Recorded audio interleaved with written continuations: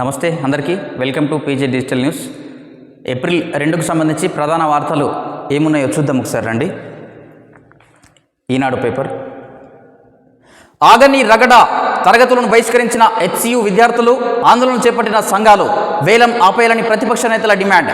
వివాదంపై సీఎం అత్యవసర భేటీ, తాజా పరిస్థితులపై ఆరా. చూడొచ్చు, మనము హైదరాబాద్ సెంట్రల్ యూనివర్సిటీకి సంబంధించి గత కొన్ని రోజులుగా భూముల వివాదం, భూముల వేలం విషయం అయితే చర్చనీయాంశంగా మారింది. అటు విద్యార్థి సంఘాలు, విద్యార్థులు పెద్ద సంఖ్యలో ఆందోళన చేస్తున్నారు. హెచ్సియులో పోలీసులు కూడా భారీ సంఖ్యలో మోహరించడము, అటు దాదాపు 50 జేసీబీలతో 400 ఎకరాల భూములను చదును చేసే పనిలో ప్రభుత్వం పడడము, ప్రధాన ప్రతిపక్ష నేతలంతా కూడా హెచ్సియు విద్యార్థులకు మద్దతు తెలపడము, ఇదంతా కూడా గత కొన్ని రోజులుగా చర్చనీయాంశంగా మారింది. అటునే ఇదే విషయమై సీఎం రేవంత్ రెడ్డి గారు అత్యవసర సమావేశం కూడా నిర్వహించారు. అత్యవసరంగా మంత్రులతోటి భేటీ అయ్యారు. దాని తర్వాత ఉప ముఖ్యమంత్రి బట్టి విక్రమార్కతో పాటు మంత్రులు శ్రీధర్ బాబు, పొంగులేటి వీరంతా కూడా ప్రెస్ మీట్ అయితే నిర్వహించి దానికి సంబంధించి కొన్ని వ్యాఖ్యలు అయితే చేశారు. చూద్దాం ఒకసారి. రంగారెడ్డి జిల్లా కంచగొచ్చిబౌలిలోని 400 ఎకరాల భూములపై వివాదం కొనసాగుతుంది. ఆ భూములు హైదరాబాద్ కేంద్రీయ విశ్వవిద్యాలయానికి చెందినవేనని, వాటిని వేలం వేయొద్దంటూ విద్యార్థులు మంగళవారం తరగతులు బహిష్కరించారు. వర్సిటీ వద్ద బీజేవైఎం, సిపిఎం తదితర నాయకులు ఆందోళన నిర్వహించారు. భూములను సందర్శించేందుకు బయలుదేరిన భాజపా ఎమ్మెల్యేలను పోలీసులు అడ్డుకున్నారు. కొందరు నేతలను హౌస్ అరెస్టు చేశారు. భూముల వివాదంపై అందుబాటులో ఉన్న మంత్రులు, ఉన్నతాధికారులతో ముఖ్యమంత్రి రేవంత్ రెడ్డి మంగళవారం అత్యవసరంగా సమావేశమయ్యారు. తాజా పరిస్థితులపై ఆరా తీశారు. ఈ అంశంపై అపోహలను తొలగించేలా తక్షణ చర్యలు చేపట్టాలని ఆయన సూచించారు. ఈ విధంగా సూచించారు. గత పాలకుల దుష్ప్రచారంతోనే భూ వివాదం. ఆ 400 ఎకరాలు ప్రజల ఆస్తి. హెచ్సియు నుంచి అంగుళం కూడా తీసుకోవడం లేదు. ఉప ముఖ్యమంత్రి బట్టి విక్రమార్క, మంత్రులు శ్రీధర్ బాబు, పొంగులేటి నిన్న వీరైతే ప్రెస్ మీట్ అయితే నిర్వహించారు. మనము నిన్న కూడా డిస్కషన్ చేశాము. ఉప ముఖ్యమంత్రితో పాటు ఐటీ శాఖ మంత్రి శ్రీధర్ బాబు, వీళ్ళిద్దరు కూడా హెచ్సియుకు సంబంధించిన పాత విద్యార్థులు అని చెప్పి. దీనిపై అయితే నిన్న ప్రెస్ మీట్ నిర్వహించి ఈ భూములన్నీ కూడా ప్రభుత్వ భూములే, గతంలోనే వీటికి సంబంధించి ఒప్పందాలు జరిగాయి, యూనివర్సిటీ అధికారులు కూడా సంతకాలు చేశారని చెప్పి కూడా డిప్యూటీ సీఎం గారు అయితే నిన్న ప్రెస్ మీట్లో వివరించారు. ఒక ప్రైవేట్ సంస్థకు పోతున్న భూములను కోర్టులో కొట్లాడి మరి ప్రభుత్వానికి తీసుకొచ్చామని చెప్పి కూడా చెప్పారు. అట్లాంటిది అభినందించాల్సింది పోయి మమ్మల్ని నిందిస్తున్నారని చెప్పి కూడా డిప్యూటీ సీఎం నిన్న ప్రెస్ మీట్లోనైతే కీలకంగా వ్యాఖ్యలు చేశారు. అసలు అవన్నీ కూడా ప్రభుత్వ భూములే అని చెప్పి కూడా చెప్తున్నారు. సరే, మీరు అనుకున్నట్లే ప్రభుత్వ భూములే అనుకుందాం. దాదాపు 400 ఎకరాల భూములు అవి. అందులో అసలు ఫారెస్టే లేదని చెప్పి చెప్తా ఉన్నారు. ఎన్ని వందల చెట్లు ఉన్నాయి అక్కడ. నిన్న ఎన్ఎస్యుఐ ప్రకటించిన ఒక ప్రకటనలో దాదాపు 700కు పైగా మొక్క జాతులు, 200కు పైగా పక్షు జాతులు, వివిధ వన్యప్రాణులు ఉన్నాయి అక్కడ. ఒకసారి మీకు విజువల్స్ చూపిస్తాను, డ్రోన్ విజువల్ చూపిస్తాను మీకు.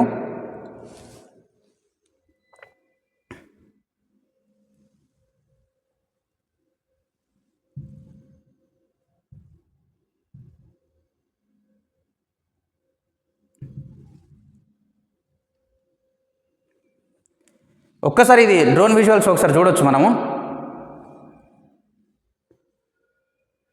ఇదంతా కూడా హెచ్సియు, ఇవన్నీ కూడా జేసీబీలు భూములను చదును చేస్తున్న దృశ్యాలు ఇవి. ఇదంతా కూడా పచ్చని చెట్లు చూడొచ్చు మనం. అసలు చెట్లే లేవంటారు, లేదంటే వన్యప్రాణులే లేవంటారు.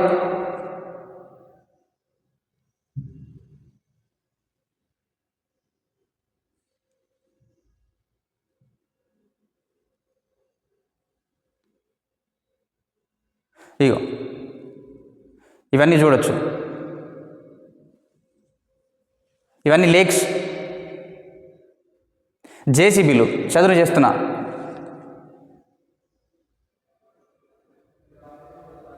ఇంత భారీ సంఖ్యలో చెట్లు, దట్టమైన చెట్లు కూడా ఉన్నాయి ఇందులో.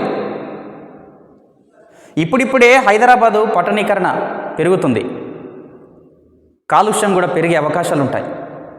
అసలు హైదరాబాద్ చుట్టుపక్కల కూడా ఎక్కడ ఫారెస్ట్ లేదు, చెట్లు కూడా తగ్గిపోతున్నాయి.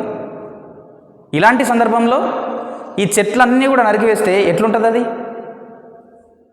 మీరన్నట్లుగానే ఈ ఆస్తులన్నీ కూడా యూనివర్సిటీకి కావనుకుందాం. అయినప్పటికీ ఫారెస్ట్ని తొలగిస్తారా? చెట్లను నరికేస్తారా? సో ఒకసారి ప్రభుత్వం కూడా ఒక్కసారి చిన్నగా ఆలోచించాలి. ఇప్పుడు భూములు దీనికి ఇవే భూములు కాకుండా వేరే ఏవైనా భూములు కూడా చూస్తే ఒకసారి బాగుంటాయని చెప్పి కూడా ప్రజలు కూడా అభిప్రాయం వ్యక్తం చేస్తున్నారు. ఈ పర్యావరణ ప్రేమికులు కూడా మరి యూనివర్సిటీ భూములపైనే ఎందుకు ఇంత ఫారెస్ట్ ఏరియాను ఎందుకు నాశనం చేయడము, అక్కడ పక్షి జాతులు మొక్క జాతులు ఇవన్నీ ఉన్నాయి కదా అని చెప్పి పర్యావరణ ప్రేమికులు కూడా ఆందోళన వ్యక్తం చేస్తున్నారు. ఒకసారి కూడా ప్రభుత్వం పునరాలోచన చేయాలని కూడా ప్రజలు అభిప్రాయపడుతున్నారు. రంగారెడ్డి జిల్లా కంచగచ్చిబౌలిలోని 400 ఎకరాల భూమిపై వివాదం వెనుక గత పాలకుల దుష్ప్రచారం ఉంది. ఆ భూమి ప్రజలకు చెందిన వేల కోట్ల విలువైన ఆస్తి. దానిపై యాజమాన్య హక్కులను సాధించిన ప్రభుత్వాన్ని అభినందించాల్సి పోయి సామాజిక మాధ్యమాల్లో తప్పుడు ప్రచారం చేస్తూ విద్యార్థులను రెచ్చగొడుతున్నారు. వర్సిటీ భూములను ప్రభుత్వం గుంజుకుంటుందని, అవాస్తవాలను ప్రచారం చేస్తుండడాన్ని ఖండిస్తున్నామని ఉప ముఖ్యమంత్రి బట్టి విక్రమార్క, మంత్రులు పొంగులేటి శ్రీనివాసరెడ్డి, శ్రీధర్ బాబు పేర్కొన్నారు. ప్రభుత్వ విప్పు అడ్లూరి లక్ష్మణ్, రెవెన్యూ శాఖ ముఖ్య కార్యదర్శి నవీన్ మిట్టల్, పీసీసీఎఫ్ డోబ్రియాల్ తదితరులతో కలిసి మంగళవారం సచివాలయంలో వారు విలేకరులతో మాట్లాడారు. సో ఇవన్నీ పత్రాలు కూడా చూపిస్తున్నారు. భూ బదలాయింపు పంచనామా పత్రాన్ని చూపుతున్న ఉప ముఖ్యమంత్రి బట్టి విక్రమార్క, చిత్రంలో మంత్రులు పొంగులేటి శ్రీనివాసరెడ్డి, శ్రీధర్ బాబు. గతంలోనే మేము ఈ భూ ఒప్పందాలకు సంబంధించి యూనివర్సిటీ అధికారుల నుంచి కూడా పంచనామా చేశాము, దానికి సంబంధించి యూనివర్సిటీ అధికారులు కూడా సంతకాలు పెట్టిండ్రని చెప్పి డిప్యూటీ సీఎం గారు అయితే ఆ పత్రాలు చూపిస్తున్నారు.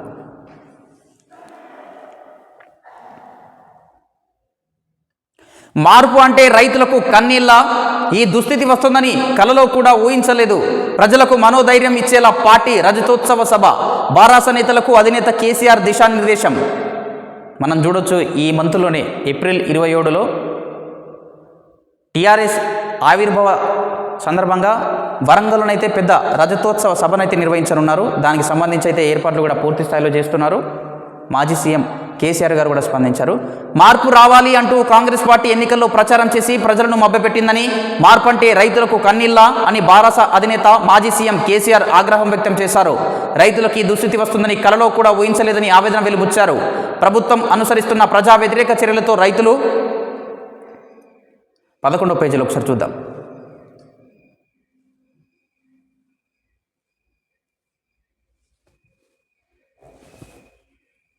మనోధైర్యం కోల్పోతున్నారని పేర్కొన్నారు. బారాస రజతోత్సవ సభ కోసం ఆతృతతో ఎదురు చూస్తున్నారని, వారికి మనోధైర్యం ఇచ్చే విధంగా సభ ఉండాలని కేసీఆర్ తెలిపారు. సో ఉమ్మడి వరంగల్ జిల్లా నేతలతో సమావేశంలో కేసీఆర్, పక్కన కేటీఆర్.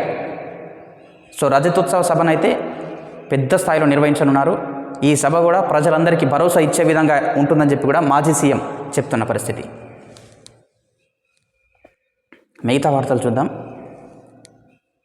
ఔదార్య రత్నం రతన్ టాటా 3,800 కోట్ల ఆస్తిలో దాతృత్వానికి సింహభాగం. 2 రతన్ చారిటీ సంస్థలకు కేటాయింపు, మిగిలినది కుటుంబ సభ్యులు, స్నేహితులు, ఉద్యోగులు, పెంపుడు జంతువులకు. వీలునామాలో పేర్కొన్న వ్యాపార దిగ్గజం. సో రతన్ టాటా, ఈ పేరు తెలియని భారతీయులు ఉండరు. ఎంత పెద్ద స్థాయికి ఎదిగినప్పటికీ స్వచ్ఛంద సేవల్లో ఆయన పాత్ర కీలకమని చెప్పొచ్చు. ఆయన చనిపోతూ కూడా ఆయన ఆస్తుల్ని ఎవరెవరికి కేటాయించారో చూడదు. చారిటీకి కేటాయించడము, కొంత కుటుంబ సభ్యులకు, కొంత పెంపుడు జంతువుల కోసం కూడా కేటాయించారు. సో ఎంత ఔదార్యం అని చెప్పొచ్చు ఆయనకు సంబంధించి. జర్మనీ యువతిపై అత్యాచారం. సో హైదరాబాద్లో మనం చూడొచ్చు, నిన్న పర్యాటకులుగా వచ్చిన జర్మనీ యువతిపై కొంతమంది దుండగులు లిఫ్ట్ ఇస్తామని చెప్పి కార్లు ఎక్కించుకొని నిర్మానుష ప్రాంతానికి తీసుకెళ్లి అత్యాచారానికి పాల్పడము దారుణమైన విషయం ఇది. సో వారినైతే పోలీసులు గుర్తించారు.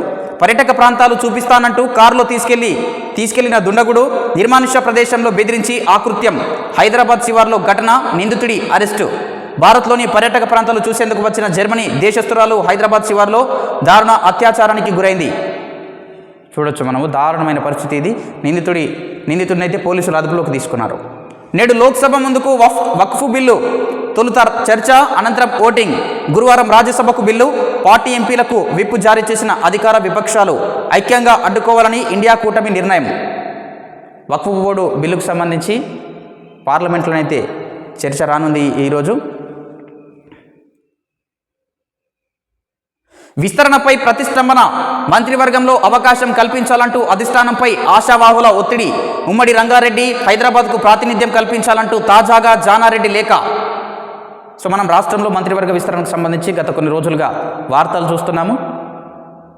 ఏప్రిల్ మొదటి వారంలో ఇది పూర్తవుతుందని కూడా చూసాం మనము. సో మంత్రివర్గ విస్తరణలో ప్రతిష్టంభన అని చెప్పి కూడా చిన్నగా ఆర్టికలు. మంత్రివర్గ విస్తరణపై ప్రతిష్టంభన కొనసాగుతుంది. ఈ నెల 3న మంత్రివర్గం ప్రమాణం చేసే అవకాశం ఉందని అధికార పార్టీ ముఖ్యులు చెప్తూ వస్తున్నా ఉమ్మడి రంగారెడ్డి, హైదరాబాద్ పరిధిలోని ఎమ్మెల్యేలు మంత్రివర్గంలో తమకు ప్రాతినిధ్యం ఉండాలని పట్టుబడుతుండడం. ఇదే విషయమై సీనియర్ నేత జానారెడ్డి తాజాగా ఏఐసీసీ ప్రధాన కార్యదర్శి కేసీ వేణుగోపాల్కు లేఖ రాయడం వంటి పరిణామాల నేపథ్యంలో విస్తరణపై సందిగ్ధత నెలకొంది.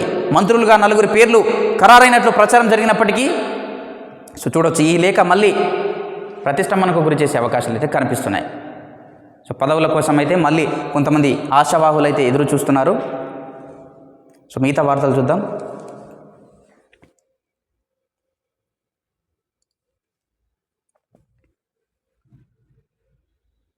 సో తరగతుల్ని బహిష్కరించి హెచ్సియు విద్యార్థుల ఆందోళన ఎట్లా చేస్తున్నారు చూడు. హెచ్సియు గేట్ వద్ద విద్యార్థుల ఆందోళన, వర్సిటీ లోపల ఆందోళన చేస్తున్న విద్యార్థి సంఘాల నాయకులు, ఆందోళనకారులను అదుపులోకి తీసుకుంటున్న పోలీసులు.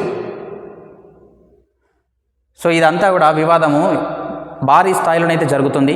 ప్రధాన ప్రతిపక్ష నేతలంతా కూడా ఈ విషయంలో ఇన్వాల్వ్ అయ్యారు, విద్యార్థులకు మద్దతు అయితే ప్రకటించారు. సో ఇంకొక వార్త కూడా చూడొచ్చు ఇక్కడ.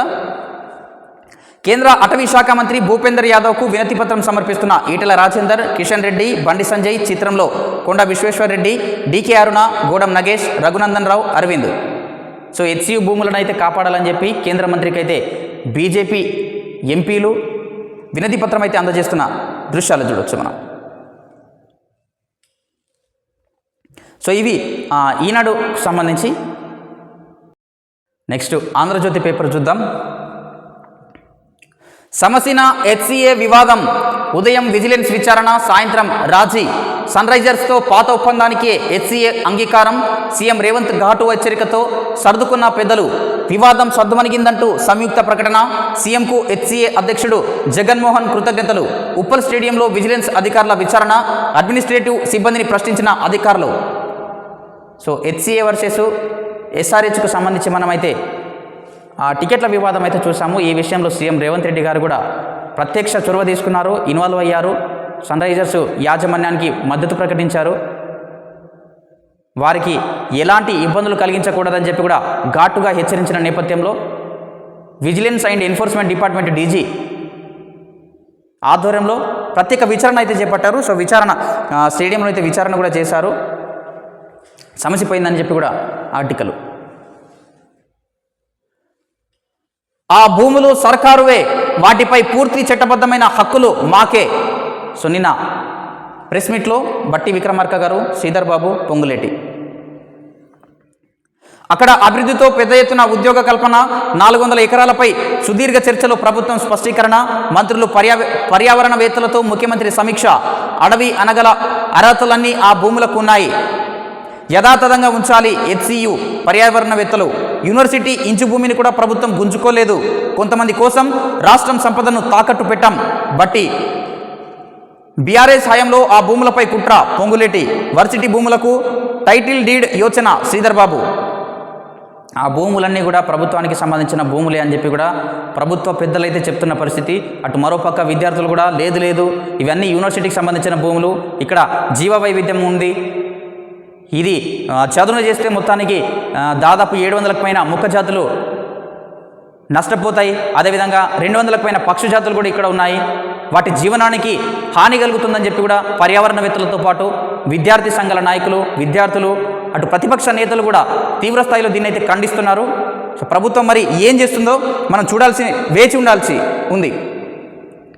సన్నబియ్యం సంబరం, రాష్ట్ర వ్యాప్తంగా ప్రారంభమైన పంపిణీ. ఉదయం నుంచే బారులు తీరిన లబ్ధిదారులు. తొలి రోజు బియ్యం తీసుకున్న 8,30,000 మంది. 18,000 మెట్రిక్ టన్నుల బియ్యం అందజేత 10 చోట్ల పాల్గొన్న ప్రజాప్రతినిధులు. రేషన్ షాప్లోకి చేరిన 1,00,000 టన్నుల బియ్యం. మరో 2 రోజుల్లో మిగిలిన బియ్యం సరఫరా. సో రాష్ట్రంలోనైతే సన్నబియ్య పంపిణీ కార్యక్రమాన్ని అయితే ప్రారంభించారు రాష్ట్ర ప్రభుత్వాలు. సో మొత్తానికైతే సన్నబియ్య పంపిణీ అయితే షూర్ అయిపోయింది. ప్రజలంతా కూడా రేషన్ షాపుల వద్ద బారులు తీరిన పరిస్థితులు కూడా చూడొచ్చు మనము. రేషన్ షాపులో సన్నబియ్యం సంబరం మొదలైంది. మంగళవారం రాష్ట్ర వ్యాప్తంగా పలు చోట్ల సన్నబియ్యం పంపిణీ ప్రారంభమైంది. తొలి రోజు 8,30,30,000 మంది లబ్ధిదారులు సన్నబియ్యం తీసుకున్నారు. 18,000 మెట్రిక్ టన్నుల బియ్యం మొదటి రోజు పంపిణీ జరిగినట్లు పౌర సరఫరాల శాఖ అధికారులు తెలిపారు.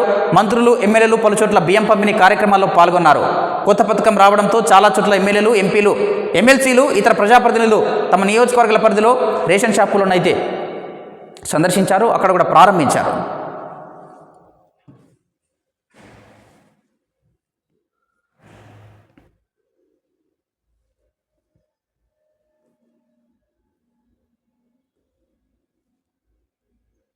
బాల్యం శిథిలం, మయన్మార్ భూకంపం, మృత్యుల్లో 1,600 మంది చిన్నారులే. ఎంత విషాద ఘటన చూడొచ్చు. మయన్మార్లో భూకంపాలు ప్రకంపనలు సృష్టించాయి, బీభత్సాన్ని సృష్టించినాయని చెప్పొచ్చు. దాదాపు 1,600 మంది మృత్యువాత పడ్డారు. అందులో అత్యధికంగా చిన్నారులే ఉండడం విషాదమైన ఘటన ఇది. మరో 3,000 మందికి గాయాలు. ఆందోళన వ్యక్తం చేసిన యూనిసెఫ్. మాండలే, సికాయిలో మళ్ళీ భూకంపం.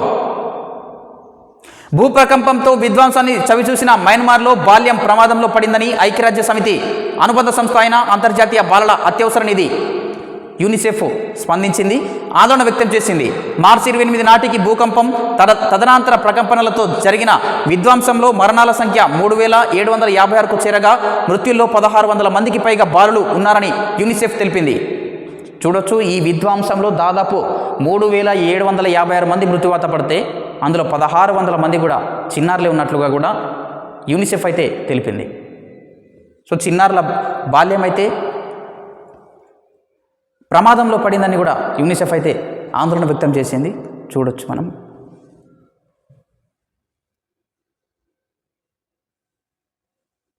కాంగ్రెస్ హామీల అమలేది, ఇంకెన్నిసార్లు మోసం చేస్తావు రేవంత్, హరీష్ రావు. ప్రియాంకాజీ, యువతుల స్కూటీలు ఎక్కడా, కవిత. తేదీలు, గడువులు మారుతున్నాయి తప్ప రైతులకు కాంగ్రెస్ ఇచ్చిన హామీలు నెరవేయడం లేదని, మాటిచ్చి మోసం చేయడం, నాలుక మడతేయడం రేవంత్ రెడ్డికి అలవాటుగా మారిందని మాజీ మంత్రి తన్నీరు హరీష్ రావు ఆరోపించారు.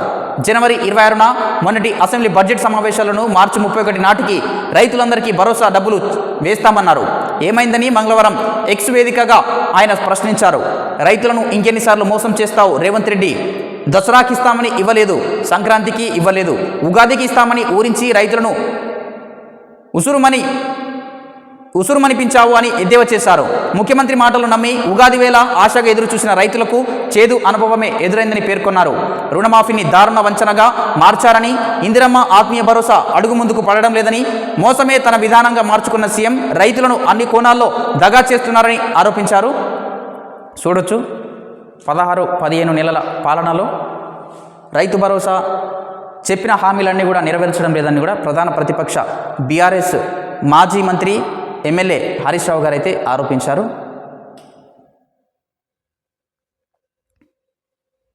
న్యాయవాదిని అనుమతించాలన్న కేటీఆర్ వ్యాజ్యంపై కౌంటర్ వేస్తాం. ఫార్ములా ఈ రేస్ కేసులో విదేశీ డాక్యుమెంట్లు రావాల్సి ఉంది, ఏసీబీ. సో ఫార్ములా ఈ రేసు వివాదం అయితే మనం గతంలో చూసాము. రాష్ట్రంలో గత బీఆర్ఎస్ ప్రభుత్వ హయాంలో ఫార్ములా ఈ రేసు జరగడం, అందులో కొన్ని అవకతవకలు జరిగాయని చెప్పి కూడా కోర్టుకు వెళ్ళిన పరిస్థితి. ఫార్ములా ఈ రేస్ కేసులో ఏసీబీ ఎదుట విచారణకు హాజరయ్యేందుకు తనతో పాటు న్యాయవాదిని అనుమతించాలని బీఆర్ఎస్ కార్యనిర్వాహక అధ్యక్షుడు కేటీఆర్ దాఖలు చేసిన పిటిషన్పై కౌంటర్ దాఖలు చేయడానికి అనుమతించాలని హైకోర్టుకు ఏసీబీ విజ్ఞప్తి చేసింది. ఫార్ములా ఈ రేస్ కేసులో విచారణకు రావాల్సిందిగా కేటీఆర్కు ఏసీబీ గతంలో నోటీసులు ఇచ్చిన సంగతి తెలిసిందే. అయితే విచారణకు తనతో పాటు న్యాయవాదిని అనుమతించాలని కేటీఆర్ హైకోర్టులో పిటిషన్ దాఖలు చేశారు. అందుకు అంగీకరించిన హైకోర్టు మాటలు వినబడకుండా కనుచూపు మేరలో న్యాయవాది ఉండేలా అనుమతించాలని ఏసీబీకి ఆదేశాలు జారీ చేసింది.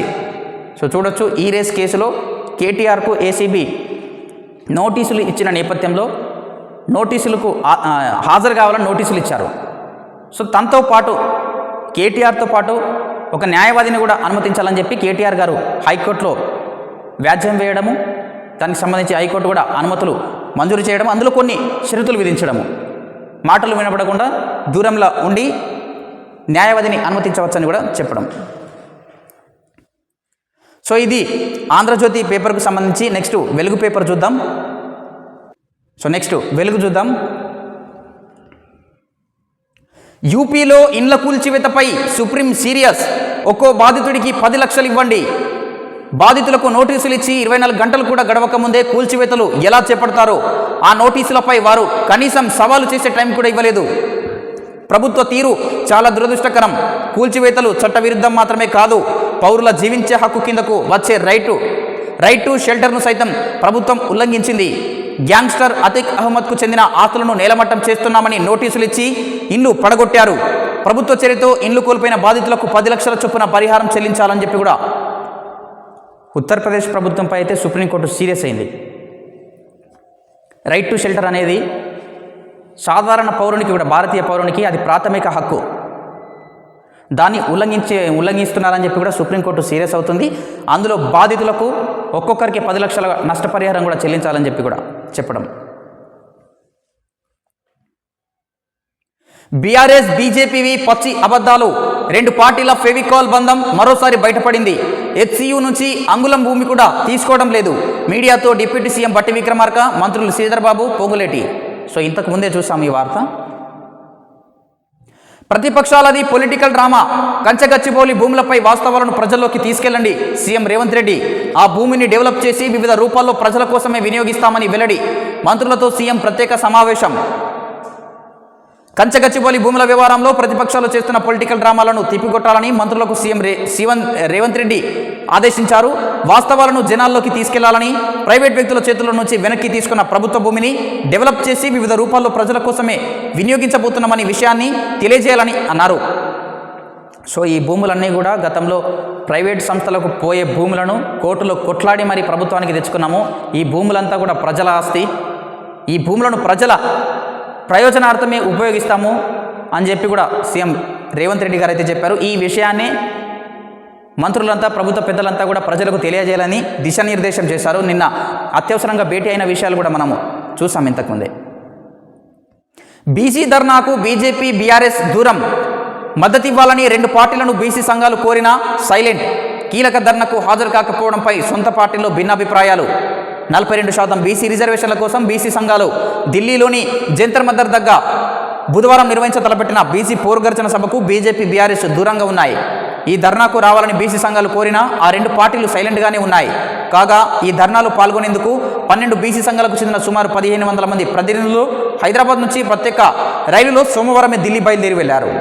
చూడొచ్చు, బడ్జెట్ అసెంబ్లీ సమావేశాల్లో, తెలంగాణ రాష్ట్ర బడ్జెట్ అసెంబ్లీ సమావేశాల్లో 42% బీసీ రిజర్వేషన్లకు సంబంధించి బిల్లునైతే ప్రవేశపెట్టారు.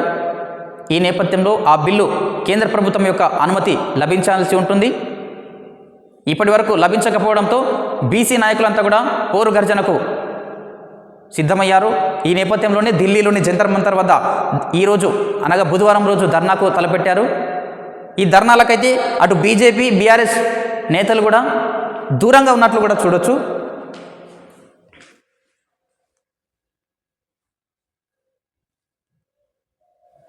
అప్పుడు సై ఇప్పుడు నై, నాడు ప్రభుత్వ భూముల వేలంతో 30,000 కోట్లపైనే సమీకరించిన బీఆర్ఎస్.